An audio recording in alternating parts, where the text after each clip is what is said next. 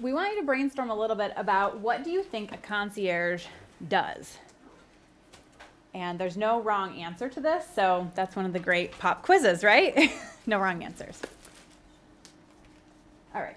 So then, actually, can you just pull up the other slide first real quick? Oh, this one? Yeah. All right, so we'll introduce ourselves while you're doing that, and then we'll kind of get into the presentation. I'm Danielle O'Brien, the Director of Online Learning at Alfred State. I see lots of familiar faces, so that's great, and a few that I don't know, so we can chat later. But this is Maureen Burdick. I will let her introduce herself. I'm the instructional designer at Alfred State, and I also hold the concierge role that is fairly new to our department.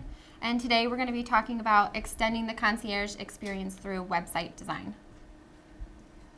Okay, so thank you for joining us. I'm going to give a little bit of the context of how we came to fit the concierge role into the instructional design role, because sometimes at different institutions it lives in different places, right? Sometimes it's its own position, sometimes it's in a student success center, and other times it's kind of meshed with this instructional design role. I'm sure that there's other ways that it's implemented as well on a campus, but those are the kind of the big three that we see where they usually fit.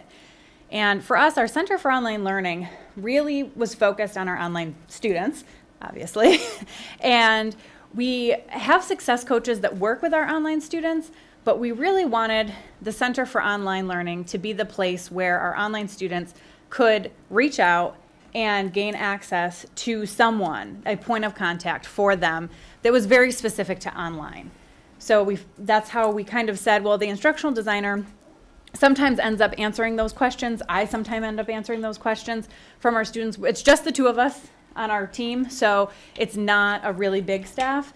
And we figured that if Maureen could take on the role, a little piece of her job as the instructional designer and as the concierge, that then students would have that point of contact, and our departments would have that one point of contact that they could reach out to if they had a question or needed something updated. It also kind of lets us work with our marketing and our admissions departments, and we become that central place, and then we can ensure that our students are being kind of facilitated and brought to the places that they need to be and connected with them. So that's sort of why it lives with us, is because of our relationship to our students and our faculty that are specifically online. Any questions about that, or how we kind of came there? Okay, then I will turn it over to Maureen. Well, we were going to create a really cool Wordle, but it doesn't seem to be working, so technology is great. So I see that a lot of you have a lot of different views on what a concierge does, and there's definitely varying degrees to what that role can be. We've got starting point for students to ask questions, connect students with the help and resources that they need to succeed, distribute questions from students. These are all very similar to what I do. So I'll go ahead and jump into what my role at Alfred State as a concierge is. So my main task is to really advocate for the students and to either give them the information that they're seeking out or point them in the right direction and the department to get that information that they're looking for.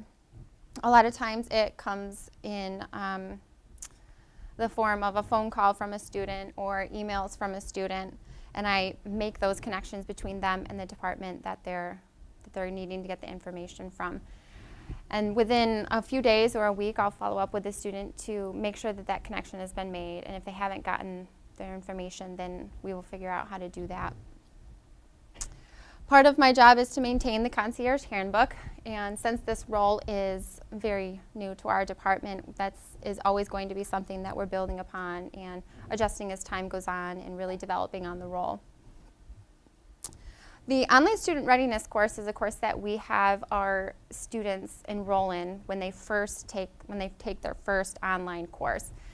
The readiness course basically introduces them to the online environment and any resources that they'll need technology-wise, department-wise, how to take a test in Blackboard, anything like that is in this course. So if students have a question regarding this course or are confused about something, I'm their go-to person with that.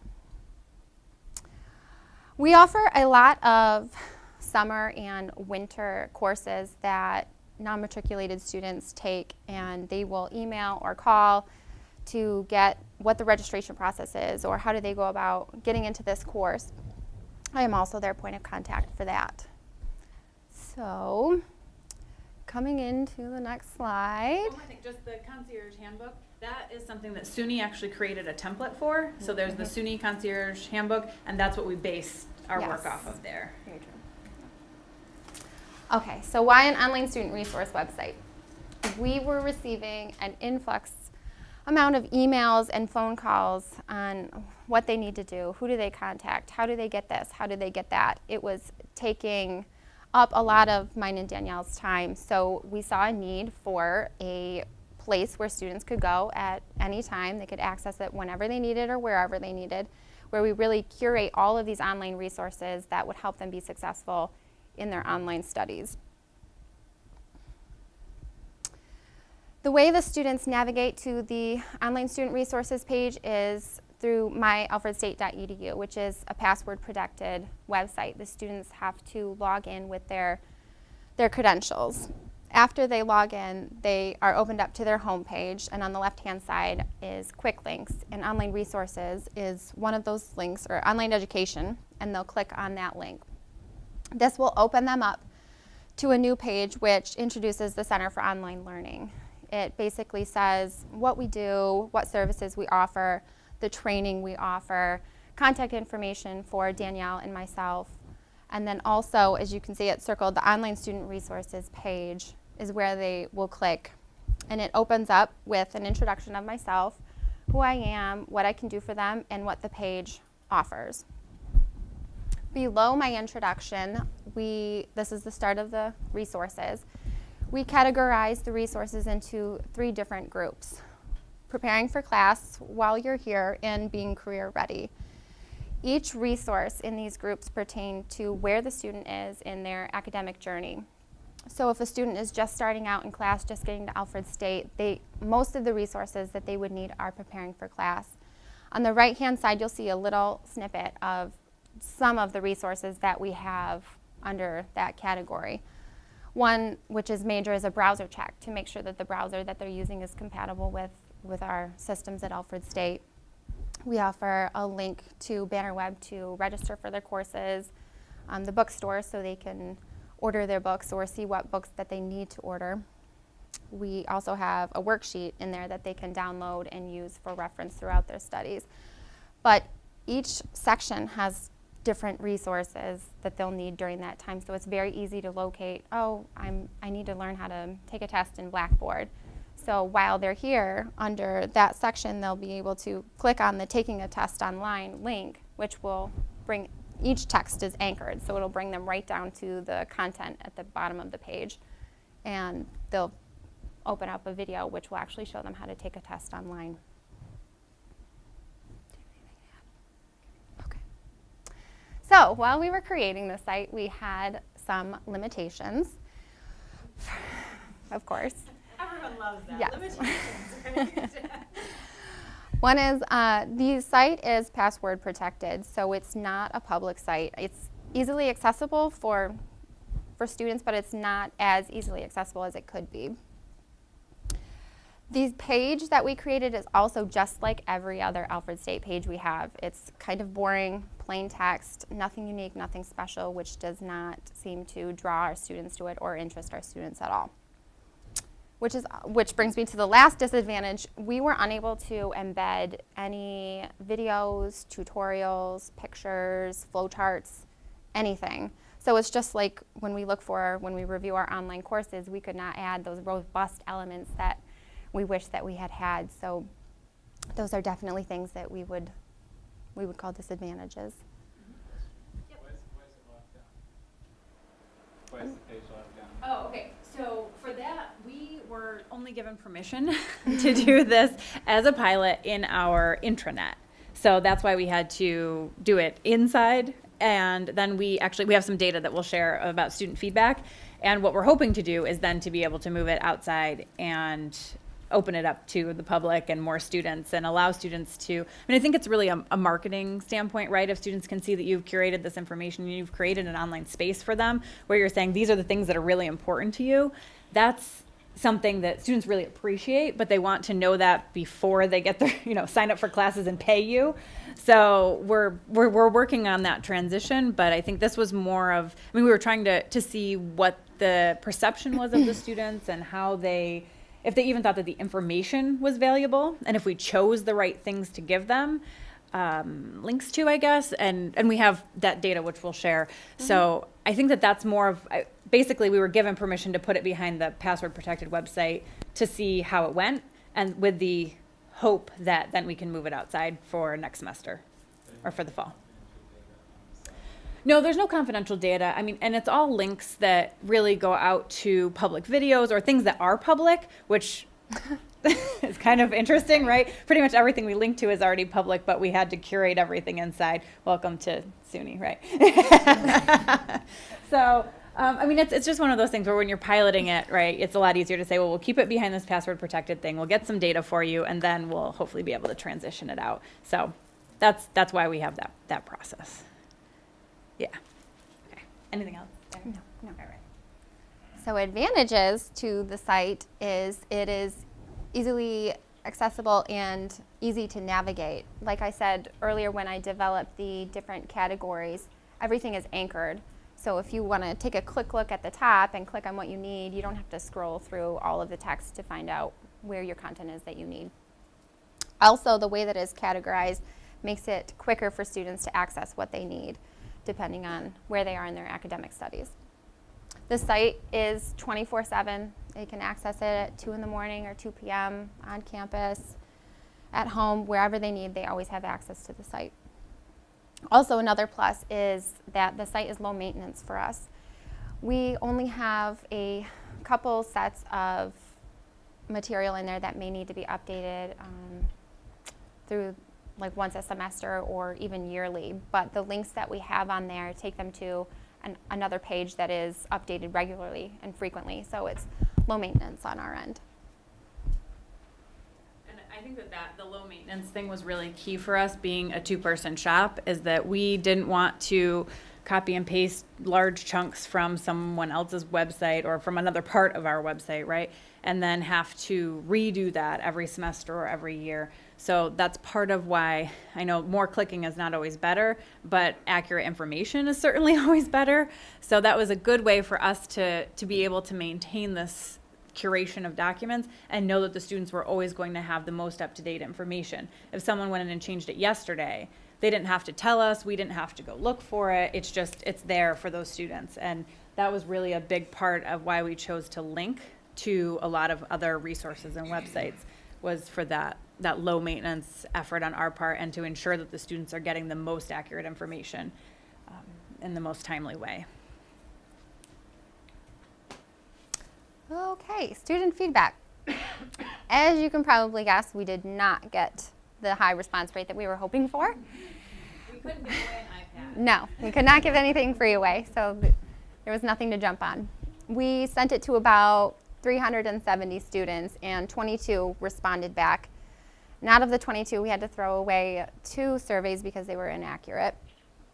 That gave us about a 6% response rate. So out of the 20 that we used, 18 responded and agreed that the page was easy to navigate, which we never want to make anything more confusing for our students more than they already are. So 17 students agreed that the section titles adequately described the material included. One of the major things when developing the site was how to categorize it so they could quickly navigate to where they needed to go. So that was a plus for us that they felt the same way. 17 students agreed that the links provided helped them further understand the information. Kind of like Danielle was saying, sometimes too many clicks aren't favorable, but getting them the link to access the information to help them further understand, they agreed with that. Some more data. 18 students agreed that the page and resources were displayed in a clear and concise format. Again, that goes back to trying not to confuse the students and really making it the simplest form of information that they can have. 87% of the students felt that the information made them feel more confident with taking online courses and the online environment in general, which was a major goal of this resource site. We really want to prepare our students and make them feel comfortable with taking online courses and navigating through that online environment, which can be scary sometimes. And this was one I think that kind of really surprised us. I mean, the 87% of this, I mean, granted it was like, what, 18, 19 students, but still, pretty much all of them that took the survey, right, that took the time to do it, said that it helped them be more confident with taking online courses. So just curating some links for them helped them boost their confidence. And when you kind of think about that, it's the impact of those small things. I mean, most of us can't create super flashy, fancy, wonderful websites, right? But just picking the resources that the students need and putting those in one place, that's not a huge lift usually from your institution. And to see that that can actually help students raise their confidence level is, I don't know, I thought that that was pretty impressive. I was like, go Maureen. And I think if we had more responses, that they probably would have felt similarly. That if they look at the resources, that it actually helps their confidence. And I don't know, I think that there's a lot of potential for impact there that really should be recognized. If it's something that small. Thank you. And last of the student feedback, 50% of the students said that they would reference the page frequently, and the other half was a split between they may not reference it, and no, that they didn't think that they would. But 100% of the students responded that the page included all of the expected information. So they didn't feel that they were expecting to see something and it wasn't there, which makes us feel good that we included everything that the students might possibly need. Yes. Did the sample you sent out to, was it all fully online students or non-matriculated students? Did it include students who were on campus? It was both. It was students in an online program and any students that had taken an online course. Okay, but not necessarily just the non-matriculated ones, it was any. Correct. Because I wonder if this would be different, right? Like if it was just those fully online students or just those non-matriculated students because they don't already know Right. some of the things they're not. I don't know. Well, actually, wasn't it only students in online programs? Or did you get all students who had taken an online course? I was thinking it was just programs. Okay. I'm pretty sure that what we asked for was just students in online fully programs. programs. Yeah, so I'm pretty sure. We can go back and look, but I would put money on that. Okay. That it was just online programs. Yeah, so they wouldn't necessarily be students who were on campus that had met with an advisor that knew this kind of stuff, and they were like, oh yeah, that's stuff that I already know, right? Yeah, I'm pretty sure that that's why we went with online programs, because we were assuming or hoping that they hadn't had that interaction with the content somewhere else, and that this would be kind of their first time seeing it. Yeah. Okay. So future plans for the site to improve, we would really like to include, we had the Grow Model worksheet on there that you all saw, but we would really like to make some kind of interactive element so students could just go to the page and enter what their goals were and the realities and really get them engaged in the site. And this wouldn't be the only, we would like more worksheets that they could actually interact with and engage in. So that's something to look forward to in the future. We'd also like to put this out on the public website. Hopefully we'd get more students referencing it and finding it useful and becoming successful in online learning. And we'd also love the ability to embed content and the robust elements that we wanted.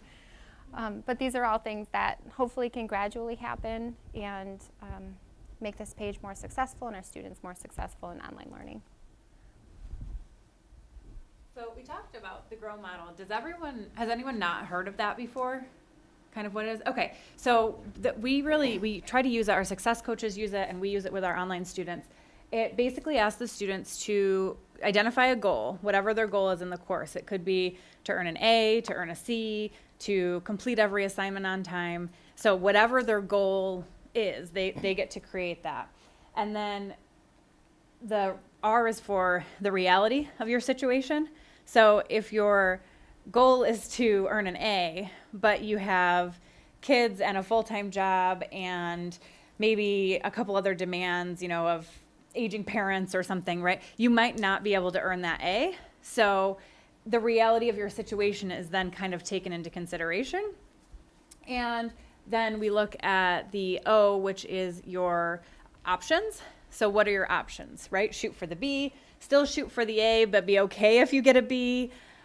Maybe take something off of your plate. Maybe, you need to, I don't know, stop working your part-time job that you're working and just work your full-time job or something like that. It's right. It opens up kind of those conversations about what options do you have to help you reach that goal.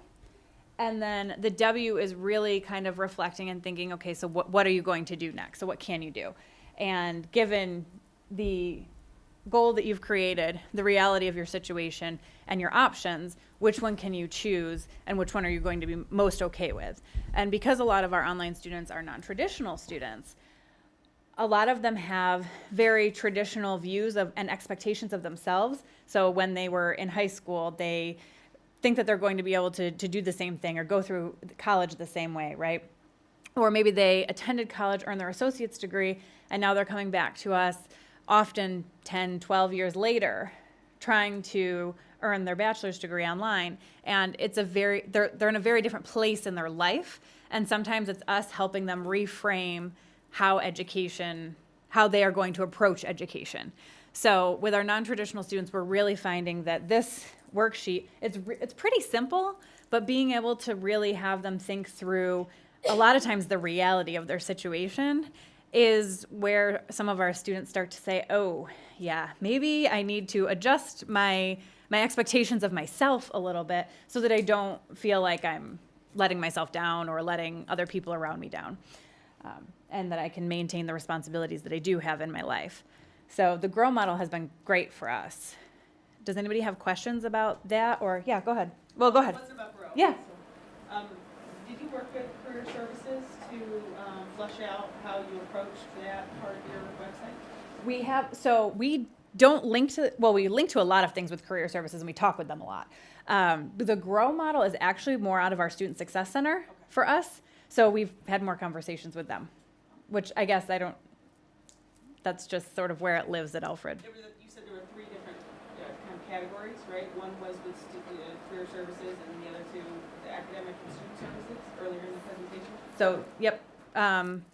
Like people that we collaborated with? Was that? No, the structure of your One, webpage. the first one is Oh. preparing for class, the second one is value here, and then the third one is being career ready. Which Right. So the contains- career ready one was Career Services, yeah. And it links to a lot of their websites and degree preparation or employment interview preparation and those kinds of things, yeah. Yes? Now, the pilot is done, what is the possibility of moving this externally outside your sign-on? So I think it's pretty promising, Yeah. even though we had a low response rate. The responses that we did get, and actually some of the comments that the students left, I don't think we included those in here, did we? Any of them? Most of the comments, no, we did not. Yeah, but most of them just said, this is really great, I wish I would have seen this earlier, or this is cool, thank you for doing this. I mean, so all the comments were pretty positive. So I think the possibility of moving it out onto our www site, our public site, is very, probably for fall, we'll be able to do that. Yeah. Yep. Do you have Karen. your students use the Smarter Measures tool? So we do have Smarter Measures linked on our website. That is, I think it's actually something that's linked here too, but they use it. We need to probably, Kim was actually talking about it earlier, we probably need to use it better and have our students use it more.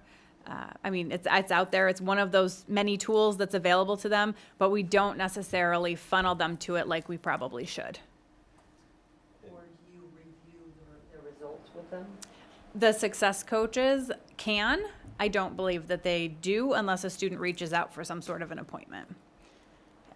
So that's something that we could certainly get better on. That was my follow-up question. Yep. What are you doing with the results? Right, not much right That now. tends to be a challenge. Yes, yep. So that's what we have our concierge do. Is looking at the Smarter Measure results. So he or she will have Yep. a one-on-one with them, either over the phone or Skype or in person. To That's review great. the results. That's to good. identify strategies that they need. Yeah, and we are working on a PIF that is with community colleges and transitioning students into our 4-year degree completion programs. So the Smarter Measure, I think, will be invaluable there, where we can have the students take that or there's a coach navigator that's really specific for that, and I think that would be a great part of their role, and they're out of the Student Success Center too. So that's good. Okay, do we have anything else here? Okay. Any other questions? Comments? How many of you agree that it would be way better if we had like pictures and videos and things that were right there? Okay. Yeah, my thing was just like, you don't, and I don't mean to sound bad, you don't have a public website that you're just like allowed to put stuff on? So Is that not, I guess I'm just surprised that that's a thing. Like, I just assumed that everybody was able to do that, and now I feel very privileged. I'm like, this isn't as and I complain about how regulated I am. And the idea that like you couldn't just put it on your center's website yeah, so just because you wanted to. our online learning, our Center for Online Learning doesn't have its own web presence. Online learning as a whole at Alfred State has a web presence, which we manage, but anything that's connected with that, there's a multi-person review process that we go through because, and I think that a lot of that right now is because of the transition that we're still in, moving into online. So, Website looks very much like yeah. yours, with the communications area, that no matter what you want to put there, they strip it, so it looks like that. But can you put links? Like, could you link to like YouTube videos? Yes, and that's what that Yeah. is. That's basically what it is. Mhm. Let them know that everybody in this room voted. Yes. I was like, 100% of the students who took the survey and 100% of our audience said that we need to be able to do this. Yeah. So we. So we did that when we were developing ours. So Yeah. we went to MCCs and Brooms and There you go. Yeah. But we've done our homework. We've looked. Yeah. No, we appreciate that. From the blog. From the website out Yeah. to the blog, it's like, forget about. As Lisa says, it's better to not ask for permission. Yeah, ask for forgiveness instead of asking permission, absolutely, yeah. We're trying not to get in trouble right now. So, yeah, you're right. There's certain things, right, that you're willing to bend the rules on. Okay, yeah. Success coach, academic coach for online only? They're actually hiring one for online only right now. So we had one who, it was like half of her caseload was online only, and now we have a large enough caseload that it will be one full-time person for online.